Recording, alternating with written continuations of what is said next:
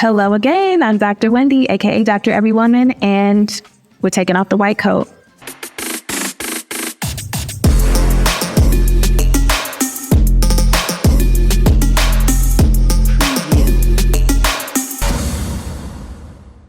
I've taken off the white coat because we're going to just talk. Today, I want to talk about what we do and how we manage abnormal bleeding. So first question is, why is a person bleeding abnormally? And there can be structural causes and there could be hormonal causes for that. And sometimes it's just like something stress or like a one-off. So I don't go deep down the rabbit hole of investigating abnormal bleeding if it's just happened one time. You just had 1 month where your period was a little early or a little late.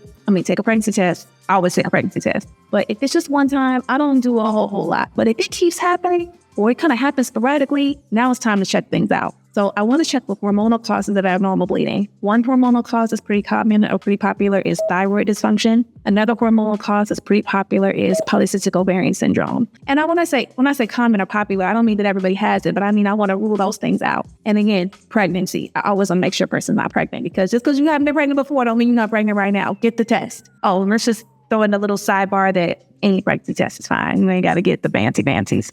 Anyway, I'll leave that right there. Some blood tests to determine if a person has any kind of hormonal dysfunction is kind of the first thing. Another thing that I will offer most of my patients when it comes to abnormal bleeding is a structural evaluation. So now I'm going to look for ultrasound or any other signs of structural abnormality. Structural abnormalities can be fibroids, can be polyps, can be other kind of masses with the uterus, even sometimes ovarian cyst. If an ovarian cyst ruptured, that can cause abnormal bleeding. So I'm looking for anything that is kind of out of place within the uterus to determine if that could be the reason for abnormal bleeding. And then we have to decide, what do we do about it? Because if one of those causes is determined, then we need to fix it.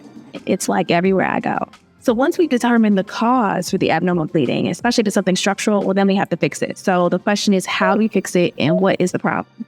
And so I want to talk more about different structural causes and how they can be fixed. One is uterine polyps. So a polyp is similar to a skin tag, but it can happen inside of the cavity of the uterus. And often we can remove those pretty easily with something called a hysteroscope. So hysteroscopy to actually look inside of the uterus and shave down a polyp. That is going to typically fix abnormal bleeding that's due to polyps. Most polyps, 99% of polyps, hopefully that stat is right, are benign. Most polyps are benign. They're usually not a danger to a person. But we do send them for pathology just to make sure that there's no signs of any abnormalities there. Fibroids are a little bit different. They look a little bit different. They typically will have a little bit more round structure. They can be bigger often than polyps. They can also be removed, if they're small enough, through a hysteroscope. So through the camera that goes into the cervix while you're asleep and shaves that down. But if they're in the wall of the uterus or if they're on the outside of the uterus, that can be a little bit harder to remove those hysteroscopically. And sometimes you'll need either a more invasive procedure,